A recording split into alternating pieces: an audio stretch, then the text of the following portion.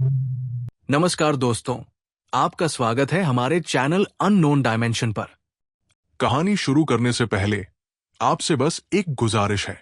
अगर आपको इस तरह की कहानियां सुनना अच्छा लगता है तो चैनल को सब्सक्राइब कीजिए और इस वीडियो को लाइक कर दीजिए। आपका साथ ही हमारी असली हिम्मत है। नमस्कार दोस्तों, मैं आरव मेहरा। आज मैं आपको एक ऐसे केस के बारे में बताने जा रहा हूं जिसने हमारी टीम को हमेशा के लिए बदल कर रख दिया। ये कहानी शुरू होती है एक ईमेल से जो हमें 1 दिसंबर की रात को मिला था।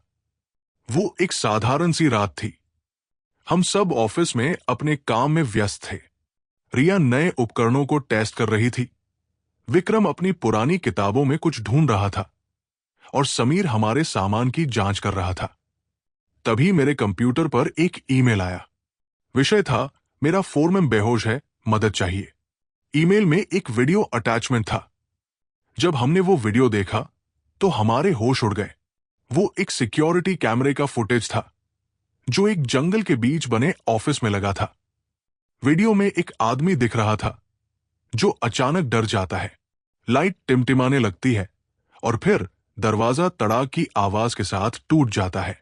वहां एक ऐसी शक्ल दिखाई देती है जिसे देखकर मेरी रूह कांप गई। वो कोई इंसान नहीं था। उसके नुकीले दांत थे, आंखें सफेद थी और उसकी आवाज सुनकर लगता था जैसे पत्थरों को आपस में रगड़ा जा रहा हो। वो बार बार एक ही बात कह रहा था, नाम बताओ उसका जिसने ये हद पार की। विक्रम ने तुरंत पहचान लिया। उसने बताया कि ये कोई साधारण भूत प्रेत नहीं बल्कि एक भूता है जो दक्षिण भारत की पुरानी मान्यताओं से जुड़ा है। ये किसी इलाके का रखवाला होता है और जब कोई उसकी जमीन पर गलत कदम रखता है तो ये बेहद खतरनाक हो जाता है। अगले ही पल विक्रम के फोन की घंटी बजी। पता चला कि वो फोरमैन अब अस्पताल में है और बेहोशी की हालत में बार बार बस एक ही शब्द दोहरा रहा है, नाम लाओ। हम सब एक दूसरे की तरफ देख रहे थे। हमें एहसास हो गया था कि इस बार हमारा सामना किसी आम आत्मा से नहीं बल्कि एक ऐसी ताकत से होने वाला है जो हमारी समझ से भी परे है। और ये शुरुआत थी हमारे सबसे डरावने और रहस्यमयी केस की। अगले दिन सुबह सुबह हम निकल पड़े। घोरागढ़ का जंगल हमारे शहर से काफी दूर था। कार में सफर के दौरान सब चुप थे। हर किसी के दिमाग में वही वीडियो चल रहा था। विक्रम ने बताया कि ये भूता देवता किसी गलत इंसान से नहीं बल्कि उस इंसान से नाराज होता है जो उसकी पवित्र जमीन को नुकसान पहुंचाता है। जैसे जैसे हम जंगल के पास पहुंचने लगे, मौसम बदलने लगा। हल्की बारिश शुरू हो गई और आसमान में बादल छा गए। जंगल का रास्ता टेढ़ा मेढ़ा और खतरनाक था। पेड़ों की घनी छाया से धूप भी अंदर नहीं आ पा रही थी। जब हम उस गांव में पहुंचे तो एक अजीब सी खामोशी ने हमें घेर लिया। गांव के लोग हमें अजनबी की तरह देख रहे थे। उनकी आंखों में डर साफ दिखाई दे रहा था। हमने गांव के सरपंच से बात करनी चाहिए तो वो बोले, आप लोग यहां से चले जाओ। इस जंगल में जिस चीज से आप पंगा लेने आए हो उससे बचकर निकलना मुश्किल है। एक बुजुर्ग महिला ने हमें बताया कि ये भूता देवता सैकड़ों साल से इस जंगल का रखवाला है। जब कोई उसके पेड़ काटता है या जमीन खराब करता है तो वो गुस्से में आ जाता है। उसने कहा, वो सिर्फ नाम नहीं मांग रहा, वो इंसान की पहचान मांग रहा है ताकि उसे सबक सिखा सके। शाम होते होते बारिश तेज हो गई। हमने एक छोटे से गेस्ट हाउस में रुकने का फैसला किया। रात के अंधेरे में जंगल की आवाजें और भी डरावनी लग रही थी। पेड़ों की टहनियों की आवाज, जानवरों की चीखें और कहीं दूर से आती हुई एक अजीब सी घंटी की आवाज। विक्रम ने अपनी किताब निकाली और बताया कि इस तरह के भूता देवता को मनाने के लिए खास रिचुअल्स करने पड़ते हैं। पर समस्या ये थी कि हमें नहीं पता था कि ये किस बात से नाराज है और कैसे शांत होगा। रात के करीब 11 बजे जब हम सोने की तैयारी कर रहे थे तभी अचानक बाहर से एक जोरदार आवाज आई, जैसे कोई बड़ा पेड़ गिरा हो। हम सबकी नींद उड़ गई। हमने खिड़की से बाहर देखा तो कुछ दिखाई नहीं दे रहा था, बस घना अंधेरा था। पर फिर हमें एक आवाज साफ सुनाई दी, वही आवाज जो वीडियो में सुनाई दी थी, वही शब्द, नाम लाओ, नाम लाओ। हमारे होश उड़ गए। वो भूता देवता हमारे पास ही था, शायद हमें ढूंढ रहा था, और हमें पता था कि अब पीछे हटने का वक्त नहीं था। हमें उसका सामना करना ही होगा। अगली सुबह जब हम उठे तो पूरा जंगल कोहरे से घिरा हुआ था। हवा में एक अजीब सी खामोशी थी, जैसे पूरा जंगल किसी बड़ी घटना का इंतजार कर रहा हो।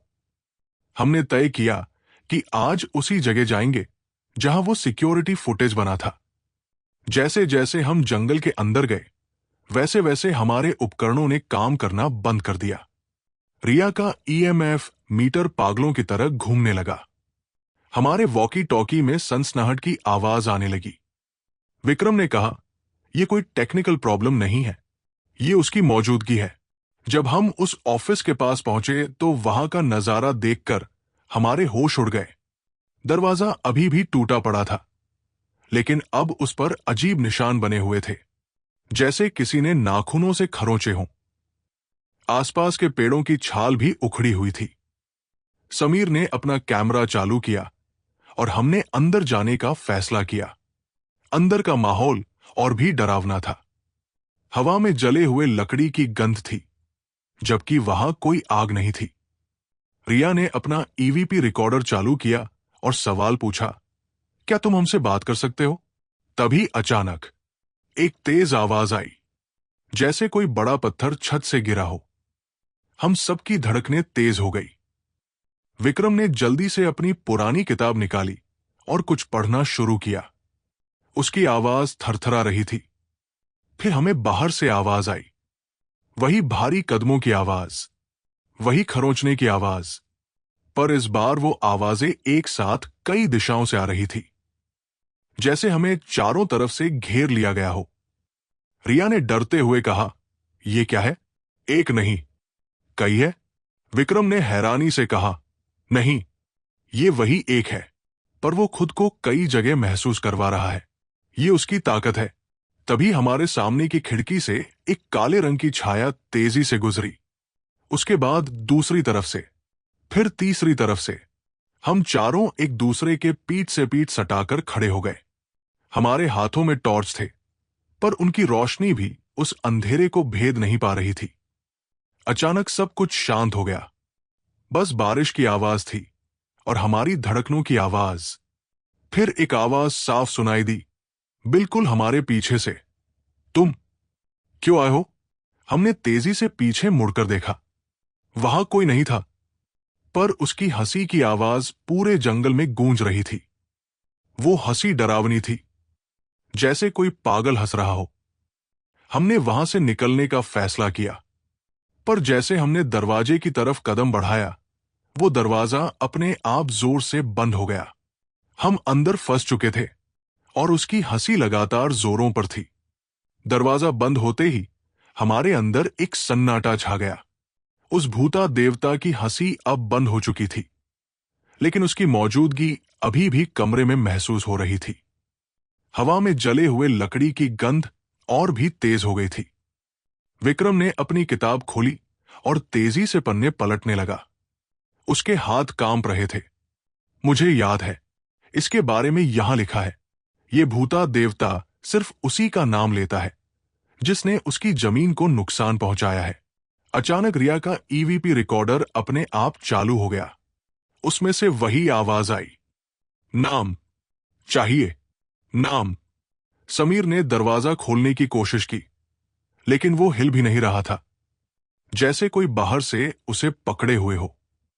उसने कहा, यह कोई साधारण ताला नहीं है, कोई ताकत इसे बंद किए हुए है। तभी हमने देखा कि दीवार पर कुछ लिखा जा रहा है, जैसे कोई अदृश्य हाथ खून से लिख रहा हो। जी अक्षर बन रहे थे। वो नाम का पहला हिस्सा था अजीत। रिया ने डरते हुए कहा, यह तो उस लकड़हारे का नाम है जो अस्पताल में है। ये उसका नाम जानता है। विक्रम ने समझाया, नहीं, ये हमें बता रहा है कि वो नाम जानता है। अब वो अगला नाम चाहता है, कंपनी मालिक का नाम। अचानक सारे उपकरण एक साथ बंद हो गए। बैटरियां खत्म हो गई। सिर्फ विक्रम का दिया हुआ दिया जल रहा था, जिसकी लौ नीली हो गई थी। उसी वक्त हमें एक आवाज सुनाई दी, कोई रोने की आवाज। वो लकड़हारे की आवाज थी। माफ करो, मैंने गलती की, माफ करो। फिर आवाज बदल गई। वही भयानक आवाज वापस आ गई। नाम दो, वरना सब मरोगे। हमने देखा कि दीवार पर लिखे अक्षर अब खून की जगह आग से जल रहे थे। पूरा कमरा गर्म होने लगा। सांस लेने में तकलीफ होने लगी। विक्रम ने जोर से चिल्लाकर कहा, हमें नाम नहीं देना है। ये एक तरह का समझौता होगा। अगर हमने नाम दिया तो ये और ताकतवर हो जाएगा। पर तभी दरवाजा अपने आप खुल गया। बाहर का पूरा जंगल आग की लपटों से घिरा हुआ था। पर आग थी नहीं, वो सिर्फ एक भ्रम था, उसकी ताकत का भ्रम। आवाज फिर गूंजी, लौट जाओ, नाम लेकर आओ, वरना अगली रात मैं खुद आऊंगा। हम वहां से भागे। पीछे मुड़कर देखा तो वो ऑफिस फिर से सामान्य दिख रहा था, जैसे कुछ हुआ ही नहीं था। रास्ते में विक्रम ने बताया, उसने हमें जानबूझकर छोड़ा है। वो चाहता है कि हम नाम लेकर वापस आएं। ये एक तरह का खेल है उसके लिए। हमें एहसास हो गया था कि अब ये सिर्फ एक इन्वेस्टिगेशन नहीं रहा, ये एक रेस अगेंस्ट टाइम थी। और हमारे पास सिर्फ एक रात का वक्त था। जंगल से वापस आते आते शाम हो चुकी थी। हम सब गेस्ट हाउस के कमरे में इकट्ठा हुए। हवा में एक अजीब सी खामोशी थी। हर कोई सोच में डूबा हुआ था। आखिरकार विक्रम ने आवाज दी, हमें एक फैसला लेना होगा। विक्रम ने कहा, उसकी आवाज में गंभीरता थी। या तो हम उस कंपनी मालिक का नाम उसे दे दें, या फिर कोई और रास्ता ढूंढे। रिया ने तुरंत जवाब दिया, पर अगर हम नाम दे देंगे तो वो उस इंसान को मार डालेगा। हम ऐसा नहीं कर सकते। समीर ने सिर हिलाया, रिया सही कह रही है, हमें कोई और तरीका ढूंढना होगा। मैंने विक्रम से पूछा, तुम्हारी किताब में इसका कोई उल्लेख है? क्या हम उसे शांत कर सकते हैं? विक्रम ने अपनी पुरानी किताब के पन्ने पलटे। यहां लिखा है कि भूता देवता को केवल एक चीज से शांत किया जा सकता है, उसकी अपनी ही जमीन से ली गई मिट्टी और पेड़ की छाल से बना एक विशेष प्रसाद। हमने फैसला किया कि हम उसे नाम देने की बजाय उसे प्रसाद चढ़ाएंगे। पर समस्या ये थी कि ये सब कुछ रात के अंधेरे में करना था, और वो भी उसी जगह पर जहां वो भूता हमें मिला था। रात के 10 बजे हम तैयार हो गए। विक्रम ने मिट्टी और छाल से प्रसाद तैयार किया था। रिया ने नए उपकरण लिए जो पानी से चलते थे, बैटरी वाले नहीं। समीर ने हम सब के लिए सुरक्षा का इंतजाम किया। जैसे ही हम जंगल में दाखिल हुए, एक अजीब सी ठंडी हवा ने हमें घेर लिया। पेड़ों की टहनियां अजीब तरह से हिल रही थी, जैसे कोई हमें देख रहा हो।